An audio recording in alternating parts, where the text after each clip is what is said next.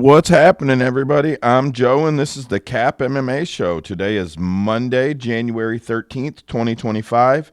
I'm your host, Joe White. I'll be riding solo today.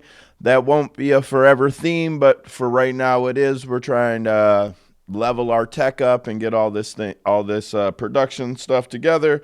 Special shout out to the CAP MMA team, Trace, Usman, Mike, Tony, and everybody in the CAP MMA chat groups, MMA 24/7, 365.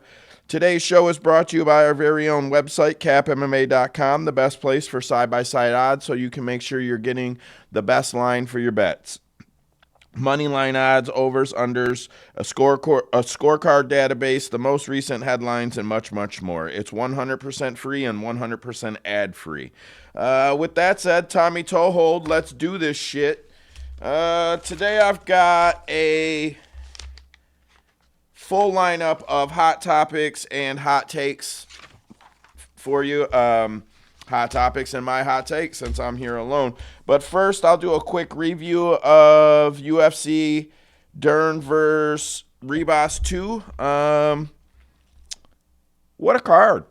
I'll be honest. I was feeling a little bit of big fight withdrawal, and when everything was getting going again, I felt like first fight of the year, this card just felt lackluster to me. I wanted a countdown. I wanted embedded. I wanted anatomy of a fighter. I just wanted more. I was ready for it, and I didn't get it. But 7 knockouts, 2 submissions, a split decision, controversial referee stoppage. The card delivered. I don't really have any complaints about the card. I guess short of the referee stoppage. Few highlights. Fatima Klein got a great stoppage via elbows. Dakota's eye was cut pretty bad. It was actually like her forehead. I know it was eyebrow, but it was actually like her forehead, and Dana White posted a picture of it being stitched up, or after it was stitched up. I didn't count them, but man, I bet you that thing took 15 stitches. It was split open like crazy. And then, yeah, I don't know. I don't know where I was going with that. I thought it was a great stoppage. Fight of the night was Roman Kapilov versus Chris Curtis. Banger of a fight. Fight of the night, easy. Definitely deserved the bonus. Both guys deserved their pay.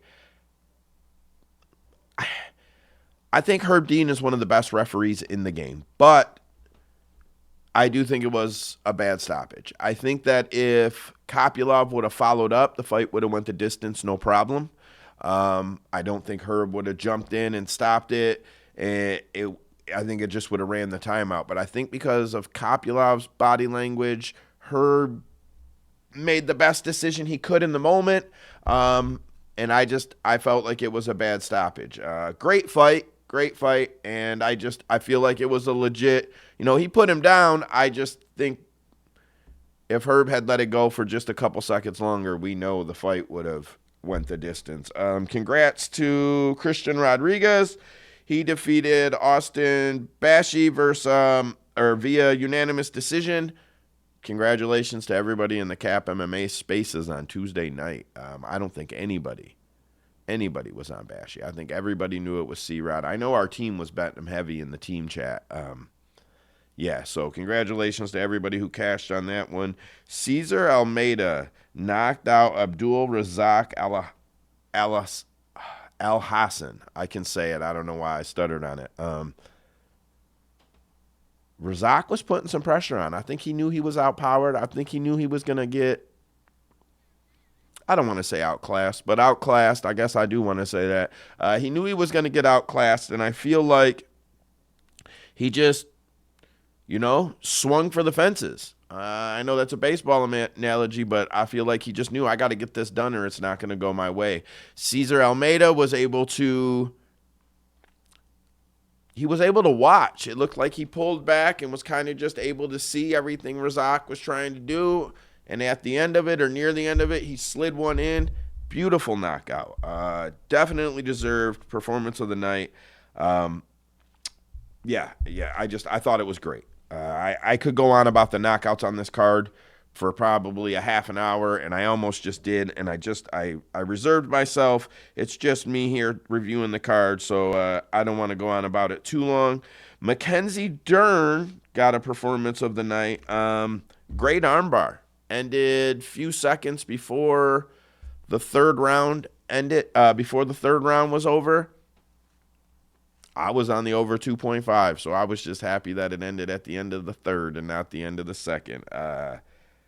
Mackenzie Dern reeled in I guess whatever could have saved my betting night. I lost $7 on the night. Parlays didn't hit. One did, cleared the night up, $7 short. That is I did post those over at Bet the Slip. Bet the Slip is a thread on the CAP MMA X page. It's pinned to the top. Go there, join anytime you want. It's there's some rules. They're posted, but it's real simple. There's no pot. You don't have to send no money to nobody. Once you're in, you're in. If you go down $100 on the year, you're out. It's basically a few $5 bets every week, at least one. You got to post at least one every week until you go minus 100 or until you beat the books and hit $1,000. So those slips are over there. I went down $7 on the week. Not anything to cry about. I'm grateful that it's small betting. It's betting for fun.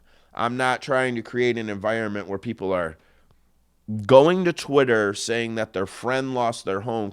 So could everybody please send me money so that I can gamble to help my friend get his house back? Yeah, we've heard some other ones too. We're not going to end up there. We're gambling for fun, $5, $10 bets. We like heavy odds. We want to return 50, 60, 120 bucks on those bets. I mean, you can return $2 on it. We don't care, but it's betting for fun. And I stand on that, and I'm proud of that. What else do we got here? Okay, so we're going to get into the hot topics. First up, Jamal Hill. Jamal is at war, or was at war, on Twitter, X, with fans. Again, I don't know what Jamal's issue is. I don't know why he bites into it so much. But MMA Uncensored posted a meme. Sent him off the deep end. He started replying, and then people who were replying, he was replying to those people, and he must have been at it for hours. It might have went on until the next morning. I'm not being funny. It went on forever. Here's one that just was at MMA Uncensored, replying to this right here meme. It looked like he was just replying to the meme. Not any of the fans yet, and he replied, "Yet nobody can name the excuses they are claiming I'm making. Y'all are just dick-riding haters that want to feel like you're on a level of somebody you can't fuck with in any aspect of life. Yet nobody can name the excuses they are claiming I'm making." And when I went to go touch God, he parried my hand.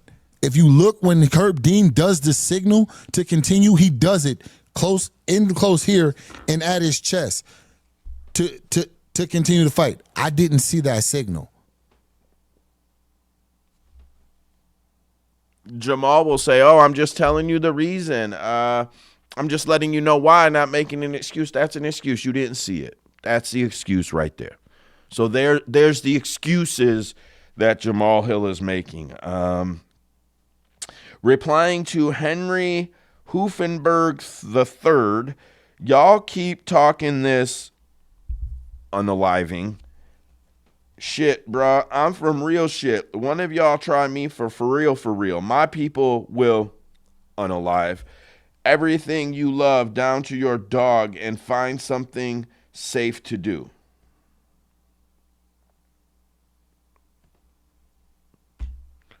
I don't even know exactly what everything you love down to your dog. Oh, just find something safe to do. So that's my mistake there. Bro, what are you doing?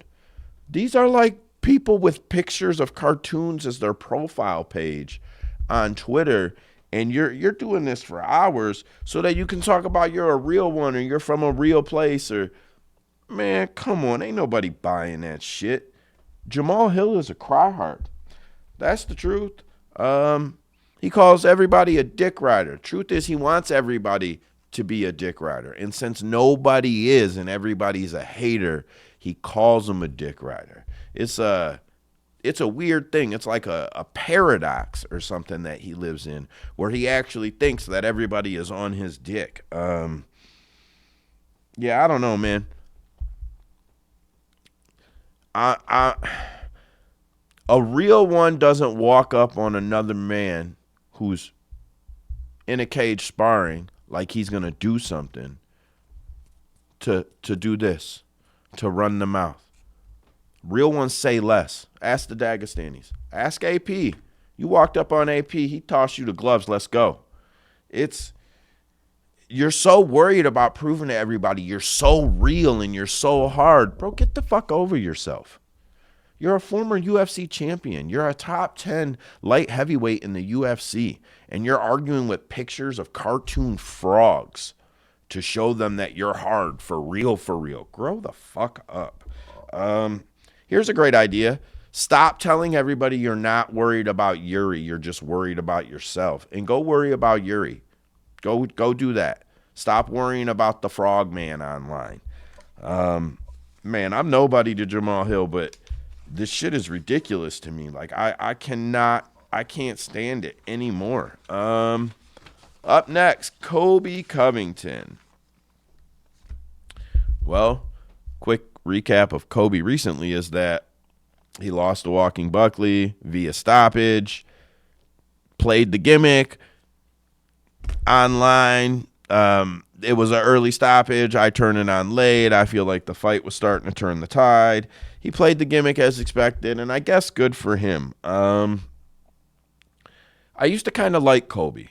I don't like him as a personality, but I knew he did a lot of stuff behind the scenes that some people would post about, like soldiers, like, hey, Colby was here. Or I met Colby Covington today. What a nice guy. Nothing like the gimmick you see. So I was just like, man, he's just trying to sell it. And I heard the story about he was going to get exited from the UFC. And then he just started acting the way he was acting, kind of like the Rock story in WWE. But it's just turned into thirst. He is very thirsty to be famous. He is dying to be relevant, and he is trying his hardest to stay relevant.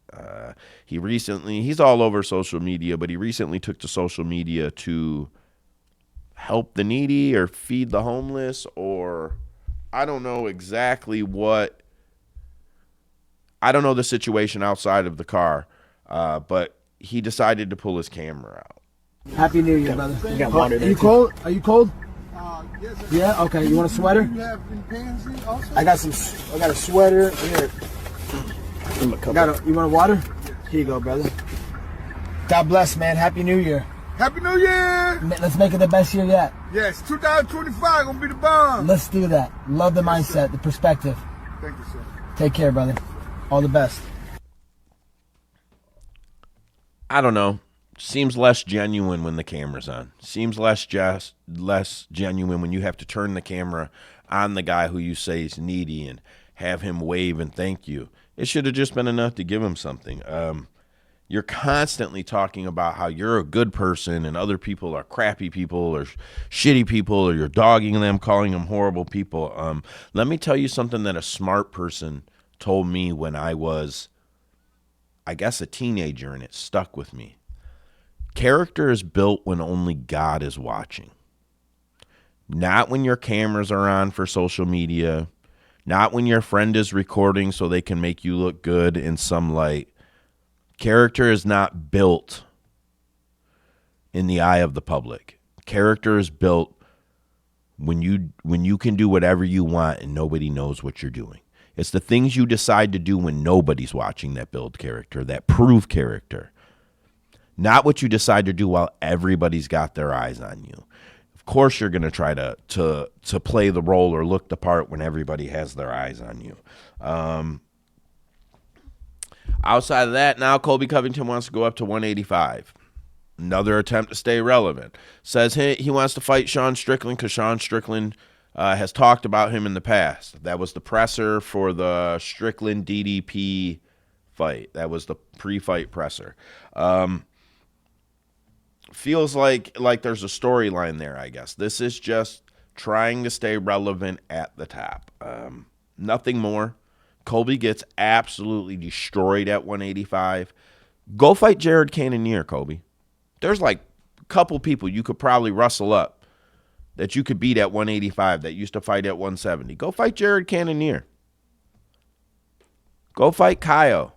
Go fight Izzy. There's nobody for you to beat at 185. You're scratching to stay relevant. Colby Covington is on the Chuck Liddell Express. Drop a bunch, flash in the pan win, drop a bunch more, head out.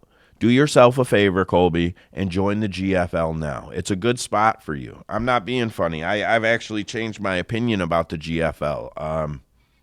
I'm going to talk about it in a little bit here. It'll be great for Colby Covington, but the UFC is not the place for you anymore. I heard Tony Ferguson is going to be fighting Kevin Lee in the GFL.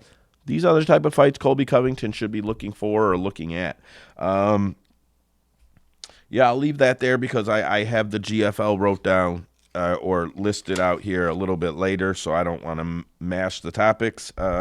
Speaking of Tony Ferguson, Kevin Lee recently told Ariel Helwani that Tony is in talks with the GFL to fight him. I think he said the card's in April. I didn't write the date down. I guess I should have, the first card. But he said they're definitely in talks to fight.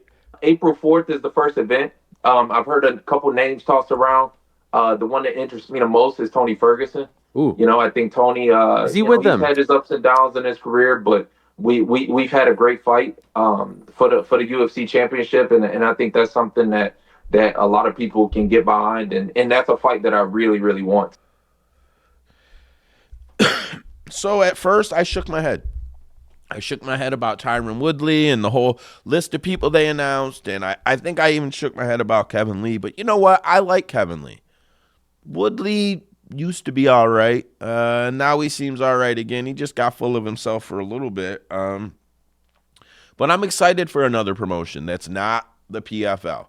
That's not full of shit. That's not some promoter that has dick envy for Dana White, Don Davis, that has absolutely no fucking idea what he's doing and hires only people that have absolutely no fucking idea what they're doing. So I'm excited for the GFL. I'm not necessarily excited for the team format, but we'll see how it works out. I think Colby Covington, I don't mean to hammer on that point. Think of Colby Covington as the mouthpiece for an entire team. Doesn't got to fight that often, but gets to be the mouthpiece for an entire team. If you like Colby, if you like his shtick, I mean, that's the spot for Colby Covington. I'm not saying that it's a downgrade. They've got some talent coming into that promotion, and I hope that some more guys that are 34, 35, 36 plus have a look at that, because these young guys are not going to give you an inch.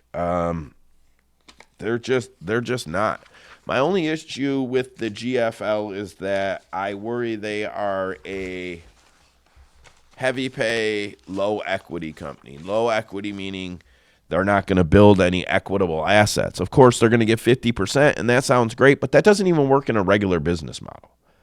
It doesn't even work in a standard business model unless you are somehow operating without buildings and overhead. It doesn't work. I mean, I guess we'll see, but organizations like the NBA and the MLB and now the UFC, who we're to the point now, I think they should start sharing a much higher percent. But they weren't built. Leagues like the NBA and the NHL, they weren't built on sharing the higher percent. They were built on greedy owners who put together training facilities and arenas and office buildings and everything else. And once that stuff was paid for, they were able to really rack it in, compile the money. And that's when the athletes were able to really stand on what they make and see some results. I don't think the GFL will be able to start an MMA promotion in today's climate and compete giving up 50%. Even if you are, it's the boxing model where you're putting everything back on the athletes. Everything they do, everything involved is back on them. And if a guy is a little bit out of order or a little bit unorganized, life can just become a problem for him. High-paid athletes have teams behind them or franchises behind them with structure. Got to go here, got to get these checkups, got to do this, got to do that, got to go to the training facility, got to be there XYZ times. And I'm not saying they should put all of those parameters on fighters, but we're getting there with the UFC. We're getting to the point where the UFC is putting up these performance institutes. And okay, once they've got, let's say 15 of them, 10 years, they'll probably have 15 of them, put up one now, one in a couple of years, then it'll be 2, then 4. Then the athletes will really be able to stand on taking more pay when they've already built all the foundation. I don't see how GFL builds any strong foundation on 50% of the money. I don't see it. Mike Perry, BKFC, and dirty boxing. Remember when Conor McGregor said Mike Perry was fired? Well, Mike Perry says he hasn't been offered a fight yet. Not officially anyways. Mike was asked if on the Overdogs podcast by, I think, his co-host, if he thought it was because dirty boxing. And Mike said, no, Dave Feldman gave me his blessing. And then Dave Feldman asked him, when Dave Feldman was asked if Conor really fired him, what happened, Dave said, we're working on a fight. He said if the UFC will play ball or if they'll let him, he said he could be working on Robbie Lawler for this spring. That's a huge fight. That is a massive BKFC fight because tons of MMA fans are going to want to tune in to see Mike Perry versus Robbie Lawler, bare-knuckle boxing. That's a big fight. But Dave also said that he thought when they let Mike go do the Jake Paul fight that BKFC was going to get a lot of shine, basically during fight week and the lead up. I assume comparative, maybe not on the height of the stage, but comparative to like the UFC with Conor McGregor. But that's when Mike decided to drop dirty boxing. That's when Mike decided to put all of that out. So BKFC didn't really get any shine. When they did Mike a favor, he didn't really do anything back for them. But it seems like Dave's trying to move past it. I worry Mike Perry is on a path of painting himself into a corner. You got to have money to run a promotion, big money. And I'm not saying Mike don't got dough, but like, you got to have money you can afford to lose. And if he's pumping that too much, BKFC doesn't want to make their champion the face of dirty boxing. Mike's talking about wanting to fight Darren Till in dirty boxing for some eyes will tune into it. But again, you're talking about risking. You went and lost to Jake Paul. If you're a BKFC champion, you still lost to Jake Paul. Even if it's under his rules, you still lost. You're going to paint yourself into a corner fighting outside of the promotion where it just doesn't feel valuable to have you. I really like Mike Perry. I hope that somehow, some way, he can cut a deal with bare knuckle fighting where Mike Perry presents dirty boxing and they do a card twice a year or 3 times a year or once a year, and Mike gets a cut of what they make and he gets some access to some BKFC boxers and he gets to also bring some people in.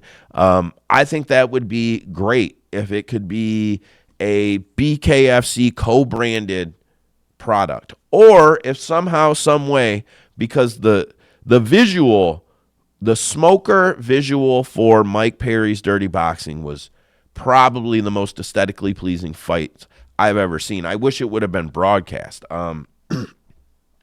What if you could make that the Dana White's Contender Series of bare-knuckle boxing?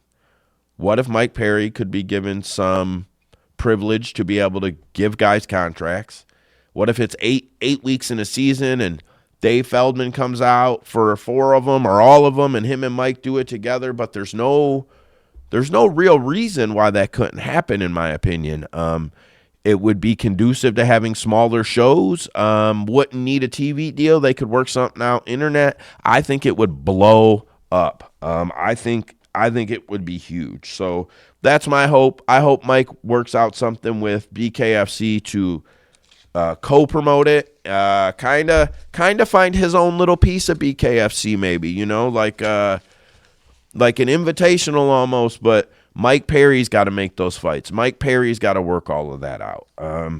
I know it could be a little tricky. They're trying to make fights for guys and Mike's trying to pull them, but any matchmaker's got to do that with each other to make cards too. So I'm sure that it would be feasible.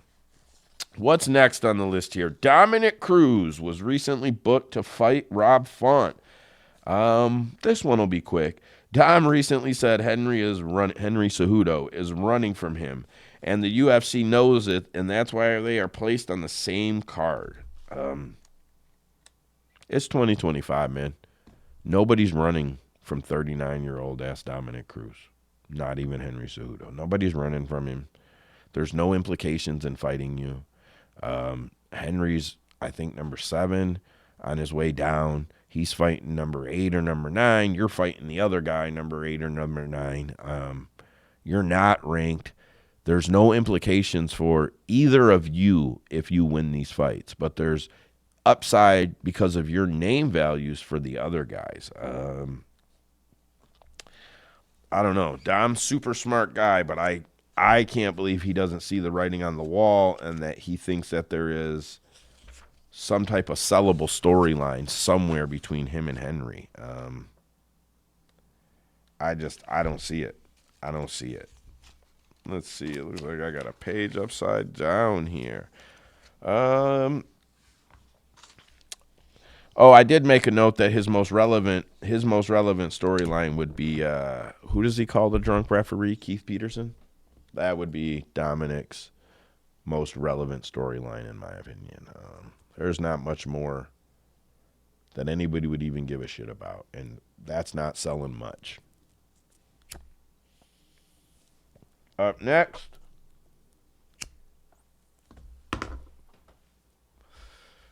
Alex Pereira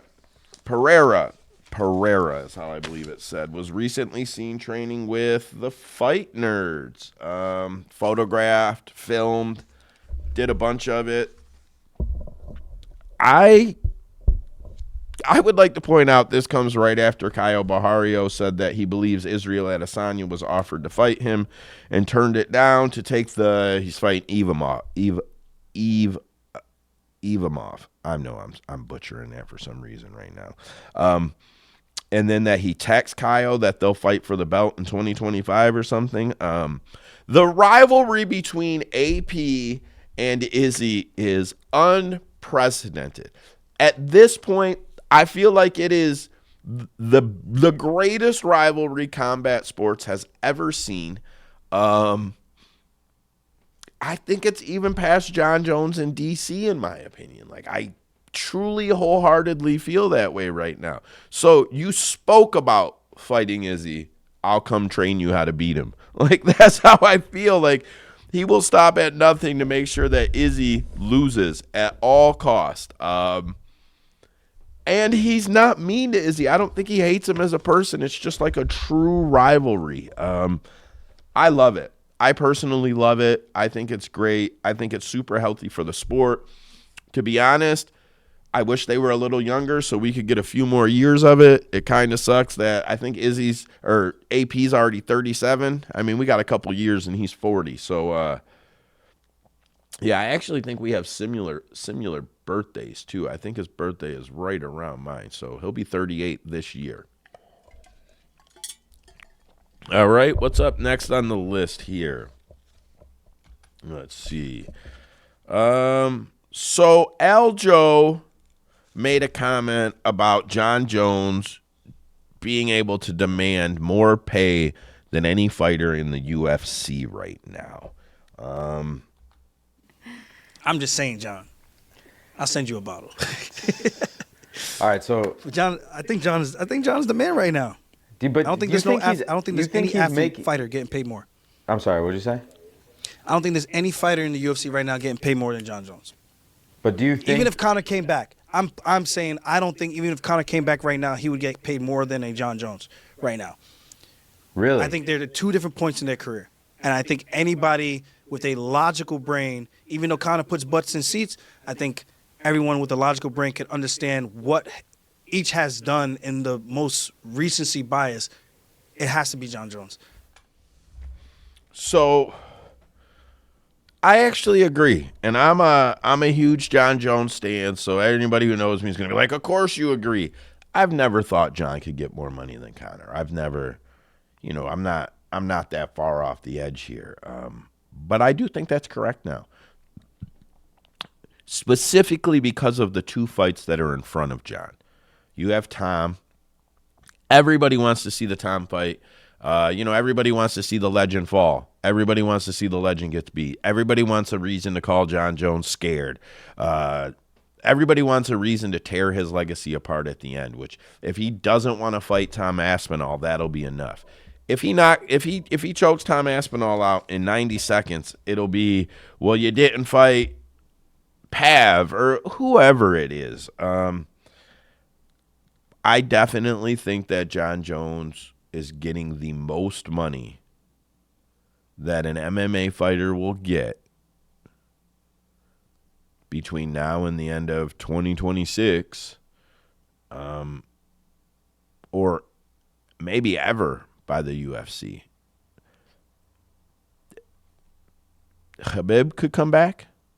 He could come back. He could probably get more money. He could probably ask for $30 million. He could probably ask for $50 million. The Middle East would probably pay that money to make sure that he comes back. So, short of Khabib coming back, I don't see anybody that could outdraw Jon Jones right now. That's not to say that, in a couple of years the climate won't change. But right now, that's just what I think. I think Aljo is correct. Bo Nickal recently spoke with Chael Sonnen and spoke about Chimaev. Again, Bo Nickal is building a career in Khamzat Chimaev's shadow. And the problem with that is, if he doesn't beat him, it is going to significantly damage how people look at his career. If you're telling us, you're gonna Matador the Bull for 364 days, and the day comes and you can't do it, we don't want to hear it on day number 366. We don't want to hear it again. And Bo is talking so much about Chimaev that's what he's doing. He's promising us that he's going to tame a bull, and if he doesn't do it, we're all just going to kind of move on, is what I think. I think Bo Nickal's a great talent. I think he's got a bright, big future in MMA and combat sports if he ever wants to go anywhere else. Maybe not boxing, but anywhere else. But he's got to stop chasing the guy that's not even at the top. He's not there. He's not the champion. He's not. He may not even be in the weight class by the time comes. You're going to waste your entire career continuously talking about him, continuously making him look like the mountain, and you look like the guy who wants to climb it. Make yourself the mountain. Make yourself a mountain. What else do we got here? I'm not, I wrote all this stuff. I'm not reading it off, though. I mean, I wrote it and I typed it, so I kind of remember what most of it says. We are to our feature topic. The feature topic is Dana White is entering the metaverse and losing touch with reality. I'm going to start it here. The gate was 12.15 million, fourth highest gate in UFC history, and the highest gate ever for a heavyweight fight. Tell me this show wasn't fucking awesome. Tell me we're not 1, 2, 3 all time in Madison Square Garden. The highest grossing event ever at the arena. We broke our own record, and it is the fourth highest grossing UFC event of all time. Gate was 16.5 million, third highest gate in UFC history. It was a $22 million gate. It was the highest grossing. It was the highest grossing UFC event, highest grossing event at the Sphere, and we broke our record for #1 merch sales in UFC history. So I'm here in Edmonton, Canada right now.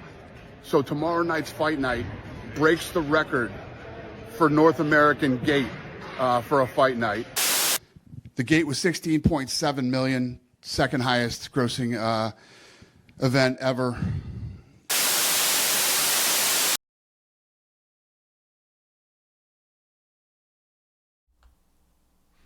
Okay, so the topic of the cost of being a UFC fan went viral a couple weeks ago.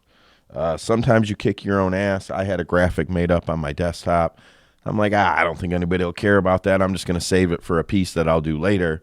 Here's the piece. Lo and behold, someone posted all that in the meantime, and it went viral. I'm not jealous that it went viral. I just would have liked to have been part of the conversation a little more. So the cost of being a UFC fan annually from home is over $1,300 a year. And that's not everything. That's at home. That's not joining Fight Club to get the merch. Because if you're not going to an event, then you don't need the discount on the tickets. That's not buying any gear. That's not doing any of that. Dana White is becoming a billionaire. He's worth hundreds of millions of dollars, and he's losing touch. I think it's time for him to step down and put someone more grounded in his position. Find another general promoter, find another general manager or CEO and a general promoter. They don't have to be the same guy. The guy at the press conference doesn't have to be the guy in the war room. I mean, I guess it would help, but it doesn't have to be. I'm a guy who's been going to fights consistently for a decade. Consistently, sometimes once a year, sometimes 3 times a year. All UFC events. I love it. I absolutely love it. But the cost of going has become staggeringly different, to the extent of it now costs the same price to go to one event as it used to cost to go to 2 or 3 in a year. So here's what I did. I went on GPT, Chat GPT. I told it to write me a script so that I could extract attendance numbers and gate revenues from Wikipedia about the UFC. Then I had to dump it all in a file. Then I had to edit out some extra data that came in, a few extra digits and stuff that clearly weren't supposed to be there. Copy and pasted it all over into GPT and Grok. Asked it for some numbers, some other things I counted up myself, some other things I had GPT get me information on with verified sources. But I just ran some numbers about what it costs to be a fan over the past decade. I'm not going to go through each year because it's a lot of data, but I'm just going to throw some numbers out there over the years, to kind of compare. So I had GPT give me the average cost of a fight ticket per year based on events that reported a gate amount and an attendance number. So like when they go to Riyadh and it's all private, obviously none of that's taken into consideration.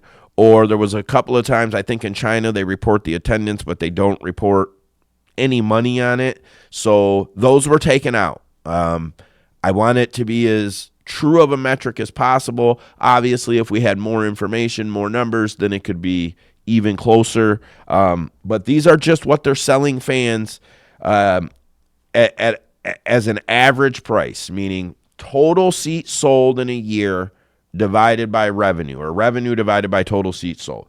In 2024, the cost of the average UFC ticket was $448. That's on top of the $1,200 you would spend.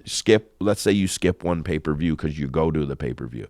So that's on top of the $1,200 you spend to watch the rest from home, on top of the $60, $70, $80 hoodie you buy, $30, $40 t-shirt you buy, on top of the fighter gear you buy, on top of the fan expo, on top of Fight Club, on top of all of that.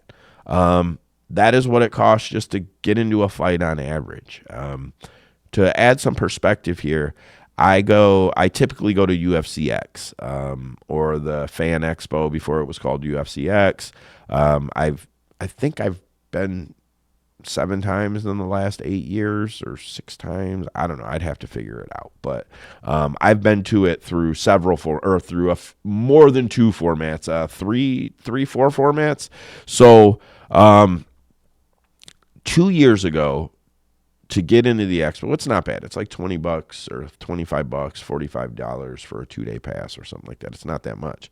But the VIP, so ideally they would just limit the number and everybody would rush to the gate to try to get them, right? So 2 years ago at the X, when they changed it to X, we bought VIP for $350. We walked up to 4 tables of 4 different fighters 3 times and got autographs, no problem, in each day. So 48 autographs in a day. It was well worth it. People seen us. They thought it was awesome. It was a separate line. Great. The next year, they almost doubled the price. It was $650. They reduced it to 2 sessions of 3 tables of 4 fighters, so 24 fighters. So they cut the count in half per day for the VIPs for double the price.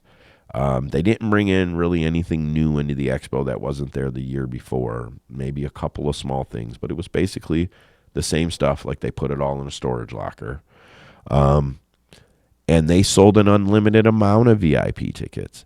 So if you wanted to meet 4 fighters and one of them was Bobby Green, Bobby's a superstar. I've talked about this. If you weren't one of the first ones into the expo, you would wait that entire autograph session at the back of that line with a VIP pass, and you wouldn't get to meet those 4 fighters. And consequently, you didn't get in the other 2 lines to meet any of the other fighters. So for like $650 last year, you got to guaranteed basically to meet 4 fighters twice a day for 2 days. And if you were lucky, 8 fighters twice a day for 2 days. And people who paid $40, better chance you weren't going to meet fighters than you were at each session. So Conor was rumored to be at International Fight Week in 2024, and me and my buddy who we just didn't want to go. So we didn't get amped for the trip. We didn't prepare for it. I know it changed later, but by the time we would have started preparing, it looked like it was going to be Conor. I went to Maymac because it was Maymac.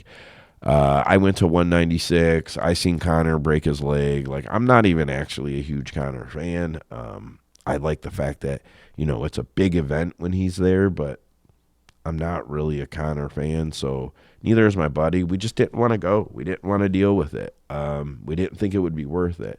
We still considered going and maybe catching a watch party or something and going to UFCX.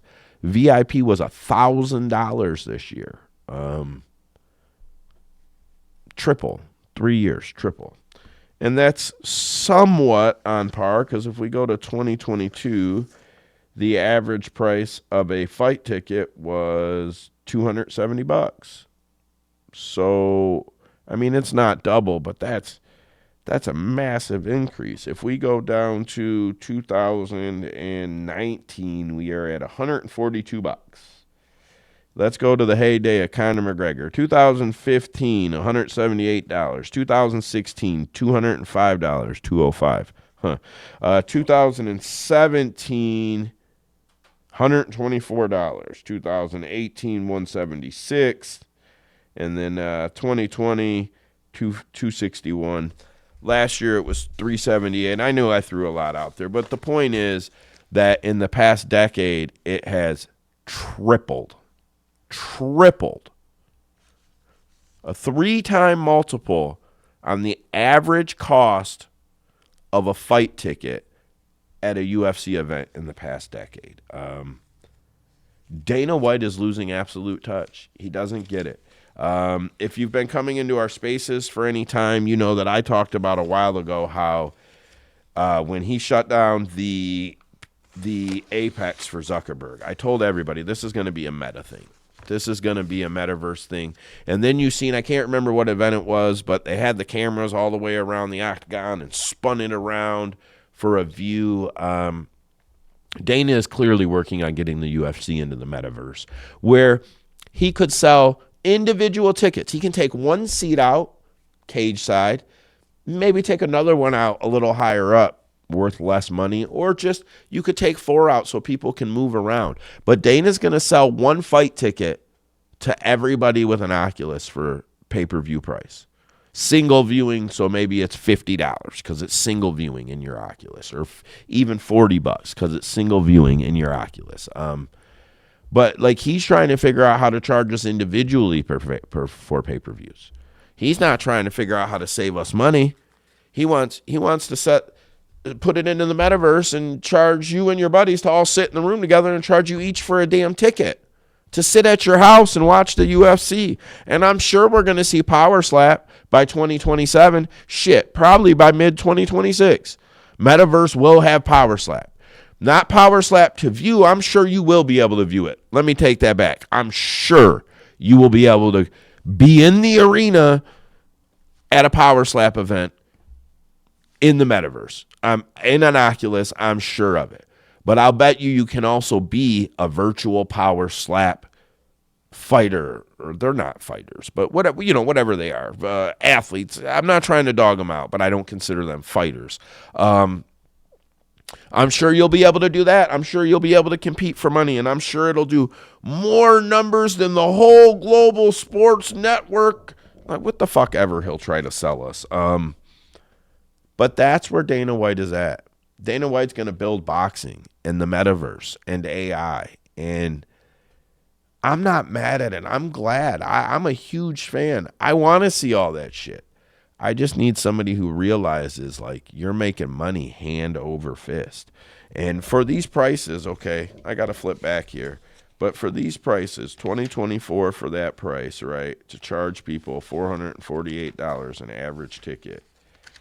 These guys, total gates were, of course, it's all flipped through and washed out here. Let's see if I can find page 6 here, guys. Damn it. I guess I shouldn't have backtracked now, huh? Son of a bitch, where did I put it? I can't even find the year I'm looking for. The point is that the gates are, total gates for a year are in the area of 40 million, 50 million, 20 million in years past. It's not like these numbers are so big that they're making or breaking $1 billion company. And I understand that, everything adds up, and that's how you get to a $20 billion evaluation or whatever the UFC's current evaluation is. But to charge people record amounts, I was way wrong. Total gates were 150 million last year. That's fucking insane. They have taken the price through the roof. Total gates in 2023 was 114 million. 2022 $82 million. We'll skip the pandemic era. We'll go back to 2019, which was a full year, $57 million. Yeah. So, I mean, I guess that does help you get there, but don't tell me you can't afford to pay Jon Jones $30 million when Gates alone are bringing in 5 times that in a year. And you could say, oh, a fifth of Gates to Jon Jones. Like, pay-per-views squash Gates. TV deals, broadcasting deals for fight nights, what those, because the fight night gates are very small relative to get to that average. The fight nights are much smaller in comparison to the big pay-per-views. I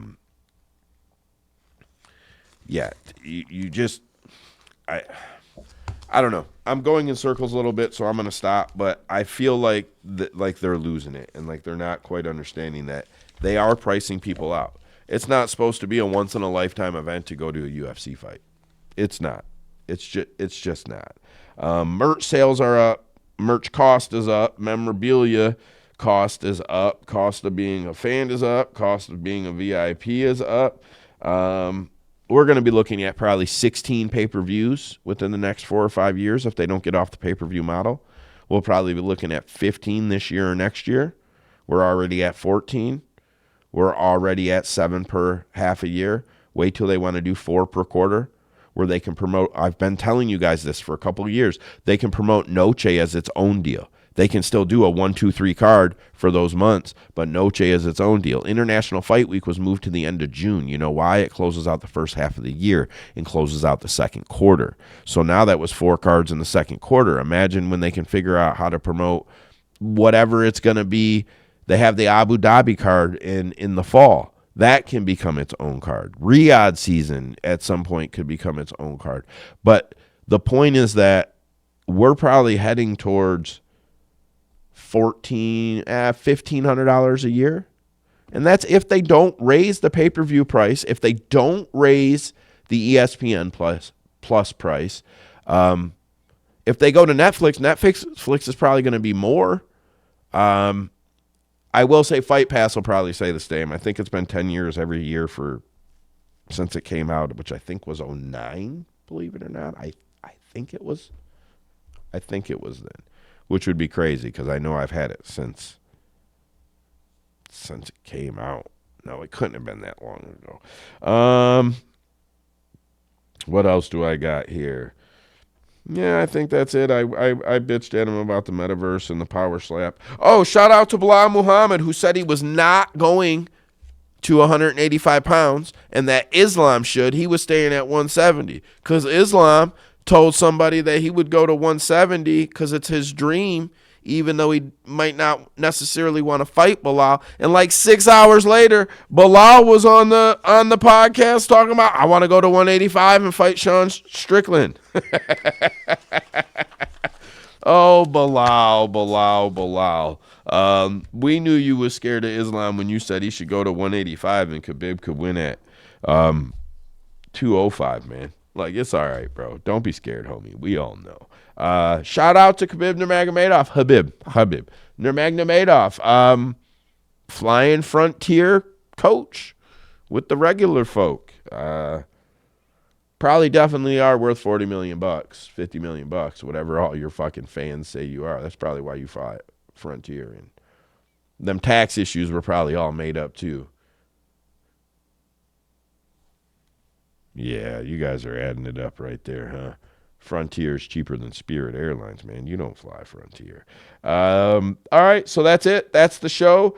Tune in tomorrow night on X. We'll eventually have it over here, but right now we're over on X doing our Tuesday night fight breakdowns. Whole crew gets in there. Tony's MIA working his ass off right now, but whole crew gets in there. We give our best picks, our best bets, talk parlays, and then we post them later, post the slip later in the week in that thread. But that's Tuesday night, and then I'm going to try my best to do a Saturday morning fight day preview, just everything that they talk about on Embedded that we might be able to pick up, weigh-ins, all the social media stuff around all the guys on the card. Won't be a huge thing. I'm probably going to try to do that one live if I can. I'm not sure how to get comments in front of me in case I get any. Not sure if I will. I figure Saturday I'd see some traffic, though. So I got to see if I can set that up. So maybe with or without comments. But that's it. That is today's show. Here's to you and here's to us. Friends together. Look at us. But if we ever have a tuss, fuck you. Here's to us. CapMMA.com.